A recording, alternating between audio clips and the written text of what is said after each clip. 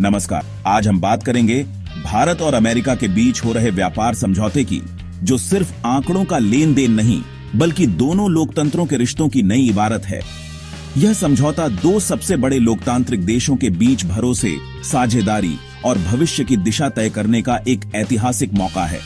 यह समझौता सिर्फ कंपनियों के लिए नहीं बल्कि करोड़ों लोगों की उम्मीदों और देश की आर्थिक दिशा को भी प्रभावित करेगा। भारत और अमेरिका के आम लोग, चाहे वे किसान हों, छोटे व्यापारी हों या टेक्नोलॉजी में काम करने वाले युवा, सभी की जिंदगी पर इसका असर पड़ेगा। भारत अमेरिका के रिश्ते हाल के वर्षों में बदले हैं। चीन की बढ़ती ताकत और वैश्विक अनिश्चितताओं के बीच अब व्यापार इन संबंधों का चौथा मजबूत स्तंभ बनने जा रहा है। यह समझौता सिर्फ आर्थिक नहीं बल्कि रणनीतिक दृष्टि से भी बेहद अहम है।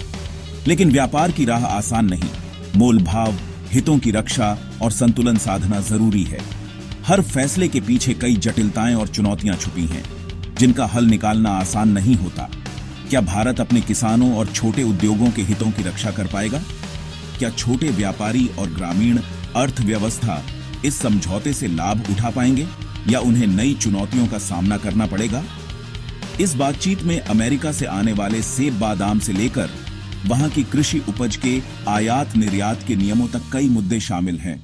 भारत के स्टील ऑटो पार्ट्स, डेटा सुरक्षा और तकनीकी सेवाओं के निर्यात जैसे विषय भी चर्चा के केंद्र में हैं। और ई कॉमर्स तक कई मुद्दे शामिल हैं। डिजिटल व्यापार, ऑनलाइन खरीदारी और डेटा की सुरक्षा जैसे नए सवाल भी इस समझौते में अहम भूमिका निभा रहे हैं। जब हमारे नेता इन मुद्दों पर बहस करते हैं तो वे असल में हमारे भविष्य की रूपरेखा तय कर रहे होते हैं। इन चर्चाओं का असर हमारी रोजमर्रा की जिंदगी पर भी पड़ता है। हमें जानना चाहिए कि उस मेज पर क्या हो रहा है, क्योंकि वहां लिए गए फैसले हमारे देश की दिशा तय करेंगे। तो आइए समझते हैं इस समझौते की परतें, क्यों इतनी जल्दी है, किन मुद्दों पर सहमति है और इसका असर आपकी थाली, नौकरी और देश की अर्थव्यवस्था पर क्या होगा। यह सफर जटिल जरूर है, लेकिन समझना जरूरी है। सवाल है, इस व्यापार समझौते को लेकर इतनी जल्दबाजी क्यों? आखिर दोनों देशों के लिए यह डेडलाइन इतनी महत्वपूर्ण क्यों बन गई है? वजह है 9 जुलाई 2025, एक अहम डेडलाइन जो दोनों देशों के व्यापारिक रिश्तों की दिशा तय कर सकती है। अमेरिका ने भारत से आने वाले कुछ सामानों पर भारी टैरिफ लगाने की धमकी दी थी, जिसे फिलहाल 90 दिनों के लिए टाल दिया गया है। यह टैरिफ भारतीय उत्पादों को अमेरिकी बाजार में महंगा बना सकता है, जिससे भारतीय निर्यातकों को बड़ा नुकसान हो सकता है। यह अवधि 9 जुलाई को खत्म हो रही है। जैसे जैसे यह तारीख नजदीक आ रही है, दोनों देशों के बीच बातचीत की रफ्तार भी तेज हो गई है। अगर तब तक कोई समझौता नहीं हुआ तो अमेरिका फिर से टैरिफ लगा सकता है, जो भारतीय निर्यातकों के लिए बड़ा झटका होगा। इससे न सिर्फ व्यापार प्रभावित होगा बल्कि लाखों लोगों की नौकरियों पर भी असर पड़ सकता है। भारत सरकार की कोशिश है कि 9 जुलाई से पहले कम से कम एक शुरुआती समझौता हो जाए, ताकि टैरिफ का खतरा टल सके और आगे की बातचीत के लिए समय मिले। सरकार लगातार व्यापारिक संगठनों और विशेषज्ञों से सलाह ले रही है। अमेरिका में भी चुनावी माहौल है और वहां की सरकार भारत के साथ सफल समझौते को उपलब्धि के तौर पर पेश करना चाहती है। इससे राष्ट्रपति को घरेलू मोर्चे पर भी फायदा मिल सकता है। दोनों देशों के मंत्री लगातार प्रगति के दावे कर रहे हैं, जिससे साफ है कि डेडलाइन को गंभीरता से लिया जा रहा है। मीडिया में भी इस मुद्दे पर लगातार चर्चा हो रही है। लेकिन जल्दबाजी में किया गया समझौता महंगा पड़ सकता है, खासकर कृषि और डेयरी जैसे संवेदनशील क्षेत्रों में। इन क्षेत्रों में छोटे किसानों और उत्पादकों की आजीविका दांव पर लगी है। संतुलन साधना ही सबसे बड़ी चुनौती है। सही फैसले से दोनों देशों को फायदा हो सकता है, लेकिन जल्दबाजी में उठाया गया कदम लंबे समय तक नुकसान पहुंचा सकता है। यह समझौता सिर्फ तात्कालिक समस्याओं के लिए नहीं बल्कि एक बड़े लक्ष्य मिशन 500 के लिए है। मिशन 500 का मतलब है 2030 तक भारत अमेरिका व्यापार को $500 अरब तक पहुंचाना, जो आज के मुकाबले लगभग 4 गुना है। इसका अर्थ है दोनों देशों के बीच सामान और सेवाओं का प्रवाह कई गुना बढ़ेगा। अमेरिका से तकनीक, निवेश और भारत से कपड़े, दवाइयां, IT सेवाएं। यह सिर्फ व्यापार नहीं बल्कि दोनों अर्थव्यवस्थाओं को गहराई से जोड़ने की रणनीति है, जिससे रणनीतिक और कूटनीतिक रिश्ते भी मजबूत होंगे। लेकिन रास्ता आसान नहीं। टैरिफ, अलग अलग मानक और बाजार तक पहुंच की मुश्किलें दूर करनी होंगी। यह समझौता मिशन 500 के लिए लॉन्च पैड है। अगर सफल रहा तो दोनों देशों के लिए नए अवसर खुलेंगे। दोनों को अपनी पारंपरिक सोच से आगे बढ़ना होगा। भारत को बाजार खोलने, अमेरिका को भारत की चिंताओं का सम्मान करने की जरूरत है। जब दो देश व्यापार की मेज पर बैठते हैं तो हर कोई अपने लिए सबसे अच्छा सौदा चाहता है। अमेरिका चाहता है कि भारत उसके कृषि उत्पादों और डेयरी के लिए बाजार खोले और टैरिफ कम करे। भारत की मांग है कि अमेरिका उसके स्टील और एल्यूमिनियम उत्पादों पर लगे अतिरिक्त टैरिफ हटाए और भारतीय पेशेवरों के लिए वीजा नियम आसान करे। इसके अलावा अमेरिका मेडिकल उपकरणों और मोटरसाइकिलों पर टैरिफ कम करने की मांग कर रहा है, जबकि भारत अपने कपड़ा, चमड़े और दवा उत्पादों के लिए अमेरिकी बाजार में बेहतर पहुंच चाहता है।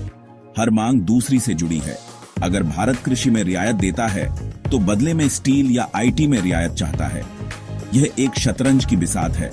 हर चाल सोच समझकर चलनी होगी। वार्ताकारों पर दबाव है कि वे देश के हितों से समझौता किए बिना संतुलित रास्ता निकालें। सबसे जटिल और संवेदनशील मुद्दा है कृषि और डेयरी। अमेरिका चाहता है कि भारत उसके कृषि और डेयरी उत्पादों के लिए बाजार खोले, लेकिन भारत के करोड़ों छोटे किसान और पशुपालक इससे प्रभावित होंगे। अमेरिकी उत्पाद सस्ते हैं क्योंकि वहां किसानों को भारी सब्सिडी मिलती है। भारतीय किसान मुकाबला नहीं कर पाएंगे। डेयरी में भारत की सांस्कृतिक और धार्मिक चिंताएं भी हैं। अमेरिका के डेयरी उत्पादों में मांसाहारी तत्व हो सकते हैं जो भारत में अस्वीकार्य है। भारत ने शर्त रखी है कि केवल उन्हीं डेयरी उत्पादों का आयात होगा जो शाकाहारी पशुओं से प्राप्त हों। अमेरिका इस पर राजी नहीं, इसलिए कृषि और डेयरी पर बातचीत अटकी है।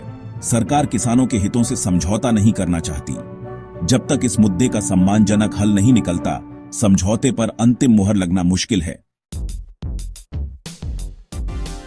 कृषि डेयरी के अलावा उद्योग और तकनीक के क्षेत्र में भी बातचीत के कई अहम पहलू हैं। ऑटोमोबाइल सेक्टर में भारत ने अमेरिकी ऑटो पार्ट्स पर टैरिफ कम करने की इच्छा जताई है। 0 for 0 डील की बात चल रही है, लेकिन स्टील और ऑटो कंपोनेंट्स पर रियायतों को लेकर बातचीत अटक गई है। हर सेक्टर एक दूसरे से जुड़ा है। औद्योगिक उत्पादों पर टैरिफ कम करना भारत के घरेलू उद्योगों के लिए चुनौती भी हो सकता है। तकनीक और डिजिटल ट्रेड में प्रगति हुई है। ई कॉमर्स, डेटा फ्लो और डिजिटल सेवाओं पर सहमति की उम्मीद है। सही समझौता भारतीय आईटी कंपनियों को अमेरिकी बाजार में बेहतर मौके देगा और भारत में अमेरिकी निवेश को आकर्षित करेगा। रक्षा और ऊर्जा में भी सहयोग बढ़ रहा है। हर फैसला भारत के औद्योगिक भविष्य और तकनीकी आत्मनिर्भरता की दिशा तय करेगा। नेताओं के बयान माहौल बनाते हैं। दोनों तरफ से सकारात्मक सुर सुनाई दे रहे हैं। अमेरिकी वाणिज्य सचिव और भारत के वाणिज्य मंत्री दोनों ही जल्द समझौते की उम्मीद जता रहे हैं, लेकिन कूटनीति में बयान और असलियत में फर्क होता है। ये बयान रणनीति का हिस्सा भी हो सकते हैं।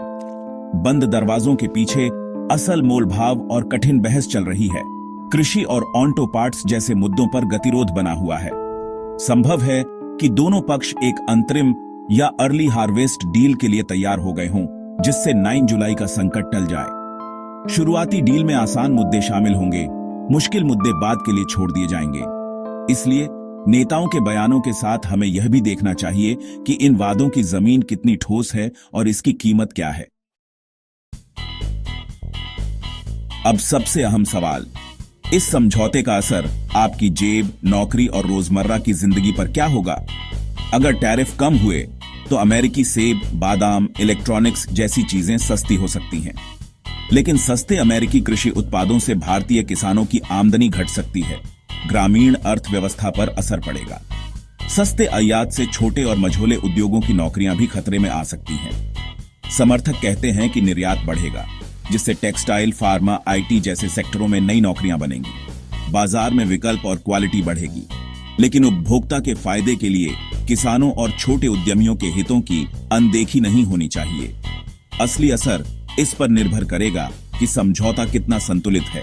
अगर संवेदनशील क्षेत्रों की रक्षा हुई तो सबके लिए फायदेमंद हो सकता है। अब सवाल, क्या यह समझौता भारत की तकदीर बदल देगा? क्या यह डील भारत को एक नई दिशा दे सकती है या फिर यह सिर्फ एक और समझौता बनकर रह जाएगी? इसका जवाब इतना आसान नहीं है। हर बड़े फैसले के साथ कई जटिलताएं और अनिश्चितताएं जुड़ी होती हैं। यह भारत के लिए एक बड़ा अवसर है, लेकिन इसमें कई जोखिम भी छुपे हैं। अगर यह समझौता सफल रहा तो यह भविष्य में दूसरे देशों के साथ होने वाले समझौतों के लिए भी एक मॉडल बन सकता है, जिससे भारत की वैश्विक छवि और मजबूत होगी। मिशन 500 भारत को वैश्विक सप्लाई चेन का अहम हिस्सा बना सकता है। विदेशी निवेश आएगा, नई तकनीक आएगी और भारतीय कंपनियों को अंतर्राष्ट्रीय प्रतिस्पर्धा के नए मौके मिलेंगे। इससे देश की अर्थव्यवस्था को मजबूती मिल सकती है। लेकिन सवाल यह है कि क्या हम अपने कृषि और छोटे उद्योगों को पूरी तरह तैयार किए बिना अपने बाजार खोल रहे हैं? क्या छोटे कारोबारी और किसान इस बदलाव के लिए तैयार हैं? क्या हम सिर्फ एक बड़ा बाजार बनकर रह जाएंगे जहां विदेशी सामान बिकेगा, या फिर हम खुद एक मैन्युफैक्चरिंग हब बन पाएंगे जहां से दुनिया भर में सामान जाएगा? इस समझौते की असली सफलता इस बात पर निर्भर करेगी कि हम शर्तों को अपने पक्ष में कितना मोड़ पाते हैं और घरेलू इंडस्ट्री को कितना मजबूत समर्थन दे पाते हैं।